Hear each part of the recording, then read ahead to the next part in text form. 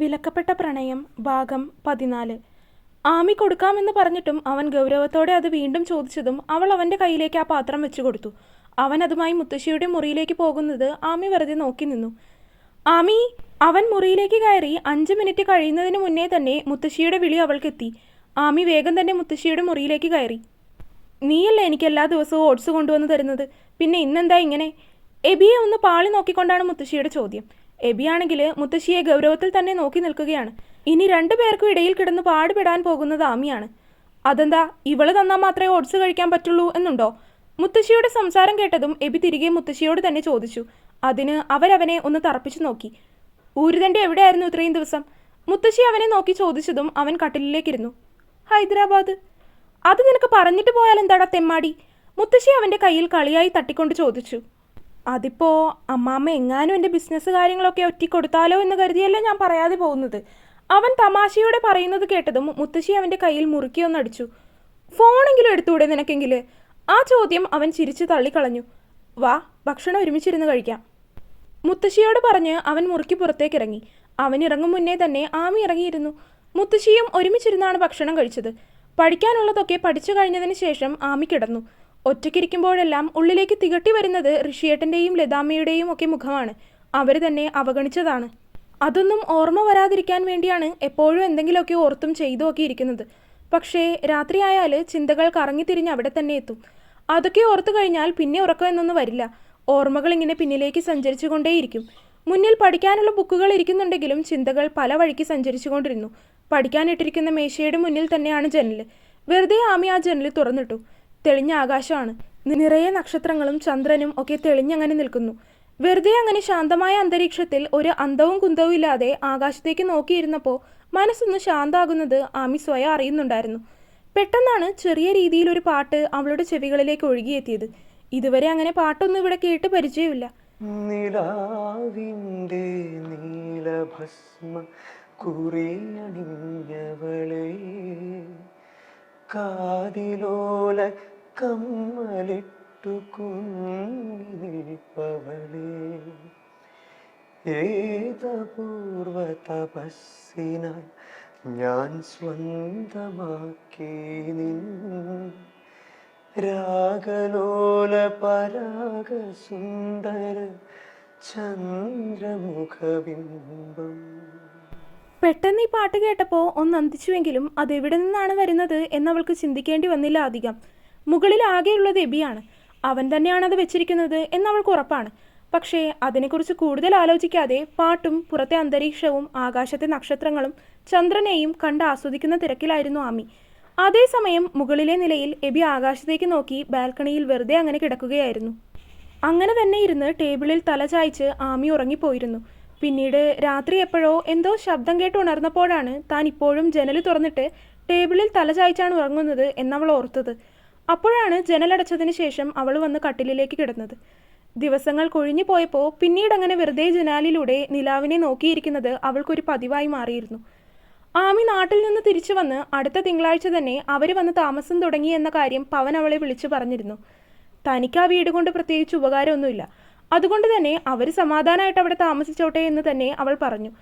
താനായിട്ട് ഇനി അങ്ങോട്ടേക്കൊരു ശല്യമായിട്ട് അവർ താമസിച്ചു പോകുന്നത് വരെ വരില്ല എന്നും അവൾ അവന് വാക്ക് കൊടുത്തിട്ടുണ്ട്.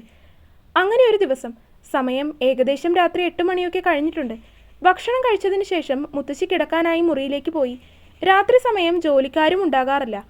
അതുകൊണ്ട് രാത്രിയിലേക്കുള്ള ഭക്ഷണം കഴിച്ചതിന് ശേഷം ഉള്ള പാത്രങ്ങളെല്ലാം ആമിയാണ് എപ്പോഴും കഴുകി ഒതുക്കിയൊക്കെ വെക്കുന്നത്. അതുകൊണ്ട് തന്നെ അവൾ വന്ന് കിടക്കാൻ അല്പം വൈകും. ഇന്നും പതിവ് പോലെ തന്നെ അടുക്കളയിലെ കാര്യങ്ങളൊക്കെ കഴിഞ്ഞ് ഹാളിലേക്ക് വന്നപ്പോഴാണ് മുകളിലെ സ്റ്റെപ്പുകൾ ഇറങ്ങി വരുന്ന എബിയെ അവൾ കാണുന്നത്. അവൻ്റെ വേഷത്തിൽ നിന്ന് തന്നെ പുറത്തേക്ക് പോവുകയാണ് എന്നവൾക്ക് മനസ്സിലായി. അപ്പോൾ എന്തായാലും രാത്രി പുറത്തേക്കിറങ്ങി എന്ന് പറഞ്ഞ് അവനിട്ട് മുത്തശ്ശിയുടെ കയ്യിൽ നിന്ന് നാളെ നല്ലത് കിട്ടും എന്നും അവൾ ഊഹിച്ചു.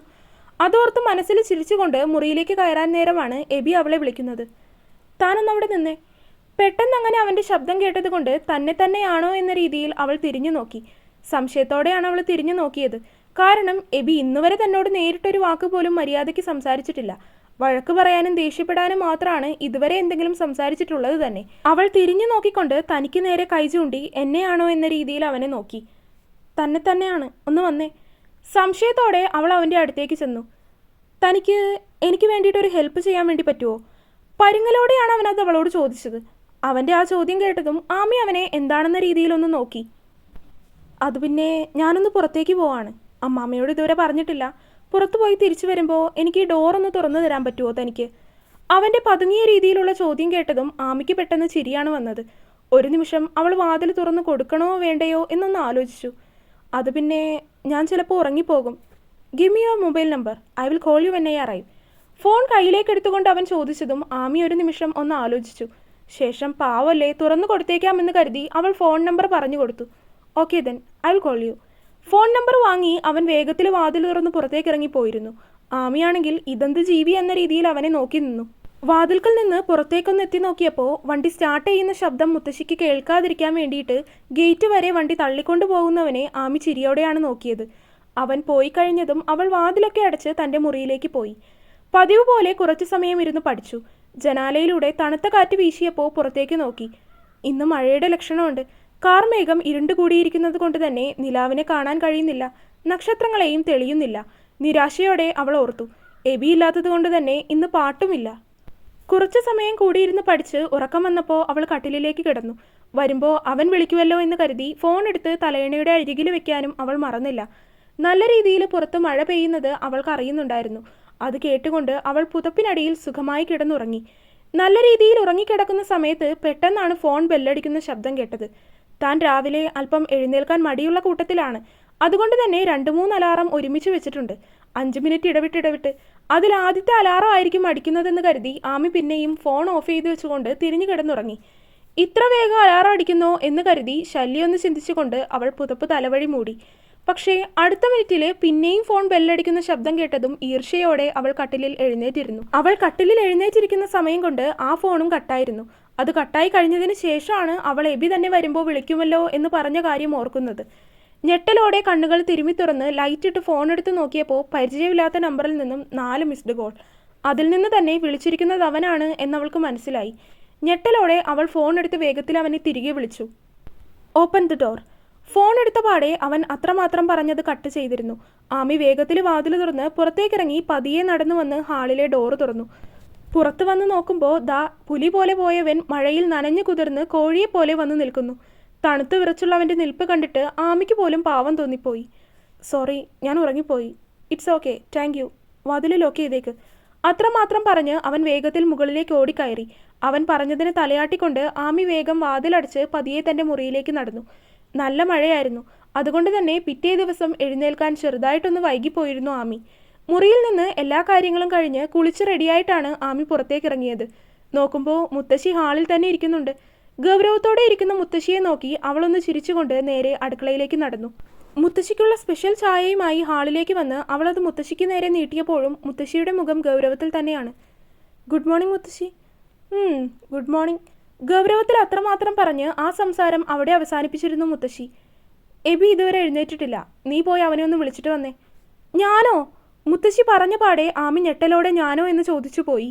ആ, എനിക്ക് ഇത്രയും സ്റ്റെപ്പൊക്കെ കയറി മുകളിൽ വരെ കയറാൻ വയ്യാത്തത് കൊണ്ടാണ്. ഒന്ന് പോയിട്ട് വിളിച്ചിട്ട് വാ. ഫോൺ വിളിച്ചിട്ട് അവൻ എടുക്കുന്നില്ല. മുത്തശ്ശി കാലിൽ തടവിക്കൊണ്ട് വയ്യെന്ന രീതിയിൽ പറഞ്ഞതും ആമി നിവൃത്തിയില്ലാതെ തലയാട്ടിക്കൊണ്ട് മുകളിലേക്കുള്ള പടികൾ കയറി. മുകളിലേക്കുള്ള ഓരോ പടികൾ കയറും തോറും അവൾക്ക് മനസ്സിൽ വെറുതെ ടെൻഷൻ കൂടി വന്നു. അവനോട് എങ്ങനെ സംസാരിക്കും, എങ്ങനെ പെരുമാറും, എങ്ങനെ വിളിക്കും എന്നൊക്കെ ഓർത്തുകൊണ്ടാണ്. മുകളിൽ കയറി ആദ്യം അവൻ്റെ ഡോറിൽ 2 തവണ കൊട്ടി. പക്ഷേ അവൻ്റെ അനക്കമൊന്നും മുറിയുടെ ഉള്ളിൽ നിന്നും വരാത്തതിനാൽ അവൾ അവനെ വിളിച്ചു. സാർ. വിളിക്കുന്നതിനൊപ്പം ഡോറിൽ അവളുടെ തട്ടൽ ശക്തമായി. ഹോ, എന്താ? പെട്ടെന്ന് വാതിൽ തുറന്നു വന്നുകൊണ്ട് എബി ദേഷ്യത്തോട് ചോദിച്ചു. പെട്ടെന്ന് അവനങ്ങനെ വന്നതുകൊണ്ട് തന്നെ ആമി ഒന്ന് പിന്നിലേക്ക് നീങ്ങിപ്പോയി. മുത്തശ്ശി പറഞ്ഞു താഴേക്ക് ചെല്ലാൻ. മുഖത്ത് പരമാവധി നിഷ്കളങ്ക ഭാവം വരുത്തിക്കൊണ്ട് ആമി പറഞ്ഞു, ഞാനിപ്പോൾ തന്നെ വരാം. ഗൗരവത്തിലുള്ള അവൻ്റെ മറുപടി കേട്ടതും ആമി ഗൗരവത്തിൽ തന്നെ തലയാട്ടി താഴേക്ക് നടന്നു. അവിടെ ചെന്ന് മുത്തശ്ശിയോട് എബി ഇപ്പോൾ വരാമെന്ന് പറഞ്ഞിട്ടുണ്ടെന്ന് പറഞ്ഞു. മുത്തശ്ശി അവനെ കാത്തുന്നതുപോലെ ഹാളിൽ തന്നെ ഇരുന്നു. ഏകദേശം ഒരു അരമണിക്കൂർ കഴിഞ്ഞപ്പോഴാണ് എബി മുകളിൽ നിന്ന് താഴേക്കിറങ്ങി വന്നത്. താഴേക്കിറങ്ങി വന്നുകൊണ്ട് അവൻ നേരെ മുത്തശ്ശി ഇരിക്കുന്ന സോഫയിൽ വന്നിരുന്നു കൊണ്ട് മുത്തശ്ശിയുടെ മടിയിലേക്ക് തലവെച്ചു. അവൻ മടിയിലേക്ക് വെച്ചപ്പോൾ തന്നെ മുത്തശ്ശി കൈയെടുത്ത് അവൻ്റെ നെറ്റിയിലൊന്ന് തൊട്ടു നോക്കി. നന്നായിട്ട് പനിക്കുന്നുണ്ടല്ലോ എബി നിനക്ക്? മുത്തശ്ശി ചോദിച്ചതും അവനൊന്ന് മൂളുക മാത്രമാണ് ചെയ്തത്. ഇന്നലെ രാത്രി മഴ കൊണ്ടോ നീ?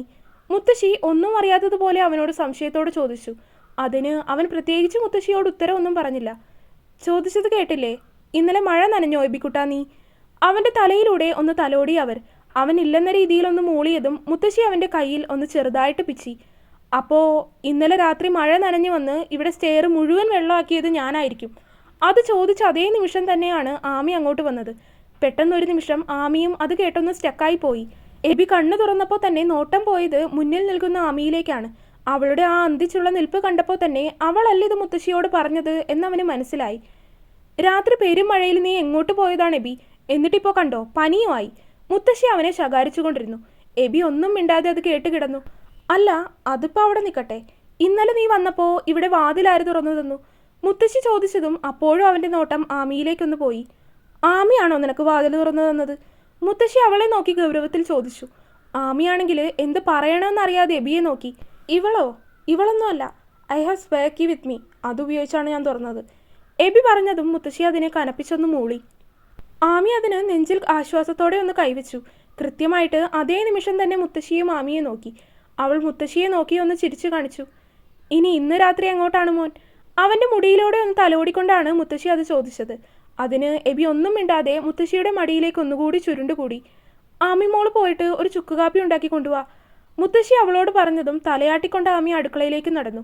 അങ്ങനെ ചുക്കുകാപ്പിയൊക്കെ കുടിച്ച് മുത്തശ്ശിയുടെ പരിചരണത്തിൽ ആ ദിവസം മുഴുവൻ എബി വീട്ടിൽ തന്നെ കൂടി. ദിവസങ്ങൾ മാറ്റങ്ങളില്ലാതെ കടന്നു പോയപ്പോൾ അതിനനുസരിച്ച് നദി ഒഴുകുന്നത് പോലെ ആമിയുടെ ജീവിതവും ശാന്തമായി ഒഴുകി. അന്നത്തെ കഴിഞ്ഞു വന്നതിൽ പിന്നെ അവൾ നാട്ടിലേക്ക് പോയിട്ടില്ല. അവിടെ തന്നെ നിന്ന് മുത്തശ്ശിയെ നോക്കിയും കിട്ടുന്ന സമയം പഠിക്കാനുള്ളതൊക്കെ പഠിച്ചും അങ്ങനെ പോകുന്നു. ഇടയ്ക്ക് വല്ലപ്പോഴും പവൻ വിളിക്കാറുണ്ട്. അത്യാവശ്യം കുറച്ച് മാത്രം സംസാരിച്ച് വേഗത്തിൽ അവൻ ഫോൺ വെക്കുകയും ചെയ്യും. നാളെ ചെറിയ മമ്മി ഇങ്ങോട്ട് വരുന്നുണ്ട് എബി. ഒരു ദിവസം രാവിലത്തെ ഭക്ഷണം കഴിച്ചുകൊണ്ടിരിക്കുന്നതിൻ്റെ ഇടയിലാണ് മുത്തശ്ശി അവനോടത് പറഞ്ഞത്. പെട്ടെന്നത് കേട്ടതും എബി കഴിച്ചുകൊണ്ടിരിക്കുന്ന ഭക്ഷണം അവൻ്റെ തെരുപ്പിലേക്ക് കയറി. മുത്തശ്ശി അവൻ്റെ നെറുകയിൽ തട്ടിക്കൊടുത്തു. ശേഷം വെള്ളമെടുത്ത് അവൻ്റെ കയ്യിലേക്ക് കൊടുത്തു. എന്നിട്ട് അമ്മാമ്മ അതിപ്പോഴാണോ പറയുന്നത്? വെള്ളം കുടിച്ച് ചുമയൊന്ന് അടങ്ങിയതും അവൻ ചോദിച്ചു. ഇന്നലെ വൈകുന്നേരം വിളിച്ചാണ് എന്നോട് തന്നെ ഇത് പറയുന്നത്. പറഞ്ഞപ്പോൾ തന്നെ അമ്മാമ്മയ്ക്ക് അവരോട് ഇങ്ങോട്ട് വരണ്ടെന്ന് പറയാമായിരുന്നില്ലേ? പിന്നെ എൻ്റെ അനിയത്തിയോട് ഞാൻ ഇങ്ങോട്ട് വരണ്ടെന്ന് പറയാനോ? നീ കൊള്ളാലോ. മുത്തശ്ശി അവനോടൽപ്പം കടുപ്പിച്ച് ചോദിച്ചു. എബിയാണെങ്കിൽ ആകെ പെട്ട അവസ്ഥയിൽ ബാക്കിയുള്ള ഭക്ഷണവും എങ്ങനെയോ കഴിച്ചു തീർത്തെഴുന്നേറ്റ് പോയി.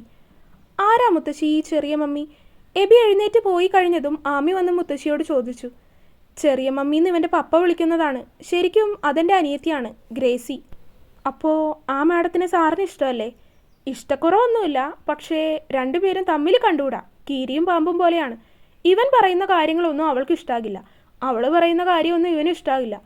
അപ്പോൾ ഇവിടെ ഒരു യുദ്ധത്തിനുള്ള സ്കോപ്പ് ഉണ്ടെന്നാണോ മുത്തശ്ശി പറഞ്ഞു വരുന്നത്?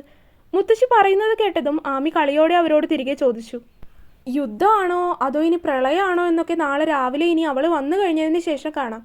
മുത്തശ്ശി ചിരിയോടെ പറഞ്ഞതും അവൾ പ്ലേറ്റൊക്കെ എടുത്ത് അടുക്കളയിലേക്ക് പോയി. തുടരും. അപ്പോൾ വീഡിയോ കണ്ടവരെല്ലാവരും വീഡിയോ ലൈക്ക് ചെയ്യുക. നിങ്ങളുടെ അഭിപ്രായങ്ങൾ എന്തായാലും അത് കമൻറ്റായിട്ട് അറിയിക്കുക. ചാനൽ സബ്സ്ക്രൈബ് ചെയ്യാത്തവരുണ്ടെങ്കിൽ സബ്സ്ക്രൈബ് ചെയ്യുക. അടുത്ത പാർട്ടായിട്ട് നാളെ വരാം കേട്ടോ. ബൈ.